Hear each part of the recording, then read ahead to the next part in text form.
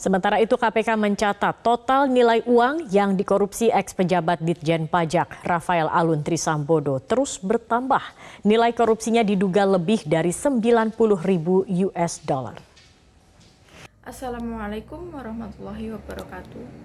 Selamat malam semuanya.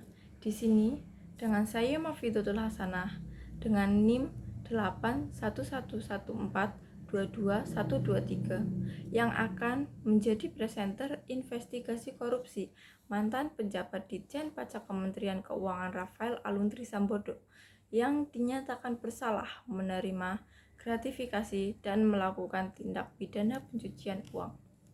Saat ini, Rafael telah divonis penjara selama 14 tahun dan denda sebesar 500 juta yang ditetapkan oleh Hakim Ketua Suparman Nyompa di Pengadilan Tindak Pidana Korupsi Jakarta Pusat pada Senin 8 Januari tahun 2024. Hakim mengatakan Rafael Alun terbukti menerima gratifikasi sebesar 10 miliar lewat PT Arme.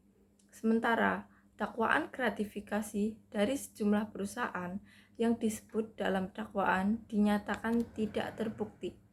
Hakim juga menyatakan Rafael Alun terbukti melakukan TPPO. Rafael disebut menyamarkan hasil korupsinya.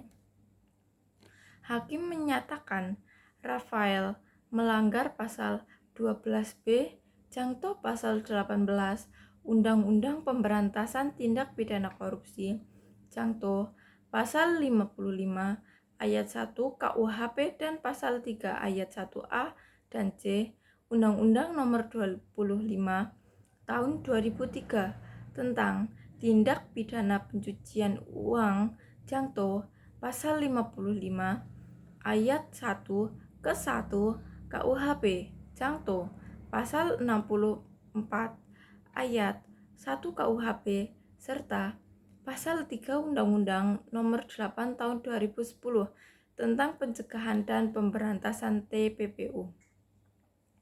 Nama Rafael Alun sendiri mencuat setelah kasus penganiayaan yang dilakukan anaknya yang bernama Mario Dandi kepada Kristalino David Ozora. Kasus pidana yang dilakukan Mario Dandi turut menyeret kekayaan yang diperoleh oleh Rafael. Gaya hidup mewahnya menuai sorotan publik. Asal-usul hartanya pun menjadi pergunjingan hingga KPK turun tangan melakukan penyelidikan. Dalam proses penyelidikan, KPK lalu menaikkan kasus dugaan korupsi Rafael Alun ke tingkat penyidikan. KPK lalu menetapkan Rafael Alun sebagai tersangka selaku penerima gratifikasi hingga melakukan pencucian uang. Kasus ini lalu bergulir ke persidangan. Jaksa KPK meyakini Rafael terbukti bersalah menerima gratifikasi dan melakukan tindak pidana pencucian uang. Jaksa KPK menuntut Rafael Alun dengan hukuman 14 tahun penjara dan di Pengadilan Tindak Pidana Korupsi Jakarta. Jalan Bungur Raya, Jakarta Pusat pada Senin 11 Desember tahun 2023. Jaksa juga menuntut Rafael membayar denda sebesar 1 miliar rupiah serta subsidiar 6 bulan kurungan. Selain itu, Rafael dituntut membayar uang pengganti sebesar 18,9 miliar rupiah atau harta bendanya disita dan dilelang, dan jika tidak mencukupi akan diganti dengan 3 tahun kurungan. Dalam analisis yuridis untuk dakwaan pertama, jaksa awalnya mengatakan Rafael Alun menerima gratifikasi bersama istrinya, yaitu Ernie Meike Torondek, senilai 16,4 miliar rupiah. Gratifikasi itu disebut diterima Rafael Alun dari para wajib pajak lewat perusahaan konsultasi pajak yang didirikannya. Selain itu, jaksa menyebutkan ada penerimaan lain yang terungkap di persidangan. Jadi, menurut jaksa, total gratifikasi yang diterima Rafael Alun dan istrinya ialah total sebesar 18,9 miliar rupiah. Istri Rafael Alun, yaitu Ernie Meike, masih berstatus sebagai saksi. Selain itu, jaksa meyakini Rafael Alun membeli berbagai aset dengan total 66,6 miliar rupiah atau sebesar 2.098.365 Singapura dollar dan 937.900 US dollar. Jadi, jaksa meyakini ada penerimaan lain sejumlah 47,7 miliar rupiah atau sebesar 2.098.365 Singapura dollar dan 937.900 US dollar.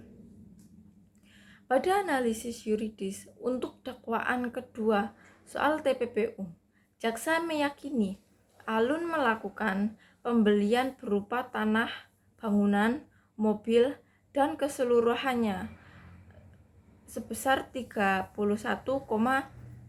miliar rupiah serta menempatkan harta di rekening perusahaan sejumlah 5,4 miliar rupiah.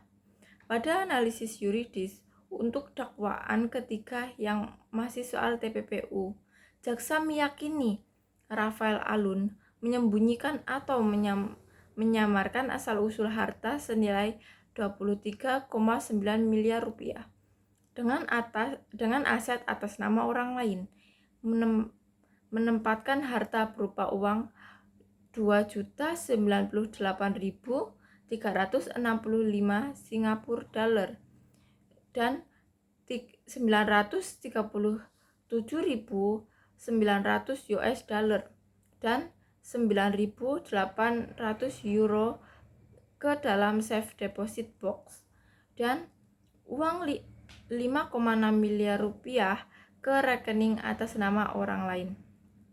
Jadi, total TPPU yang diyakini oleh jaksa terjadi berjumlah lebih dari 105 miliar rupiah. Dan jaksa meyakini Rafael melanggar pasal 12B Jangto, pasal 18 Undang-Undang Pemberantasan Tindak Pidana Korupsi Jangto, pasal 55 ayat 1 KUHP, dan pasal 3 ayat 1A dan C Undang-Undang Nomor 25 Tahun 2003 tentang Tindak Pidana Pencucian Uang Jangto, pasal 55 ayat 1 ke 1 KUHP Jangto, pasal 64 ayat 1 KUHP, serta 3 undang-undang serta pasal 3 Undang-Undang Nomor 8 Tahun 2010 tentang Pencegahan Pemberantasan TPPU. Sekian investigasi yang bisa saya sampaikan. Kurang lebihnya mohon maaf. Saya akhiri. Wassalamualaikum warahmatullahi wabarakatuh.